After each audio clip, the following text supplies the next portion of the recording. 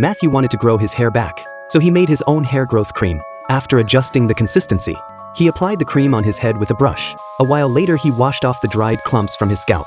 But when he looked in the mirror again, Matthew realized the cream didn't work at all. However, the next day his little brother noticed something strange. He grabbed a magnifying glass and saw tiny hair follicles sprouting from Matthew's scalp. Matthew was overjoyed. A few minutes later his hair actually started growing out. Everyone was thrilled for him. But when Matthew looked in the mirror again, he saw that his hair had already grown longer. He still didn't realize how serious this was. The next day his hair was even longer than a girl's, and it was growing at a pace visible to the naked eye. Even his classmates and teachers started to notice. By the time Matthew got home after school, his entire head was buried in hair.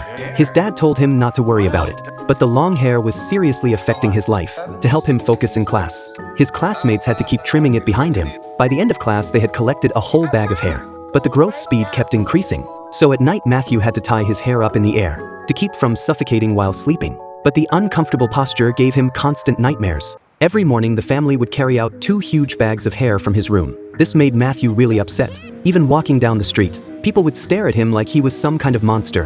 Whenever the wind blew, his hair would get tangled up in tree branches. A few days earlier, he and John had gone to play at an abandoned factory, trying to show off in front of John. Matthew climbed to the top of the building, then snuck into the inner part of the factory. But shortly after going in, something startled him, and he fell from the upper level.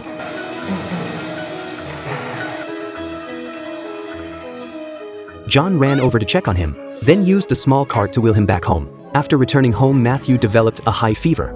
He also started to lose his grip on reality. When his dad asked what happened inside the factory, Matthew said he couldn't really remember. But the next day something weird happened. Matthew's thick hair suddenly disappeared. He couldn't accept how he looked, and cried every single day. His dad took him to see a doctor, but the tests showed nothing abnormal, so the family gave him a wig to wear.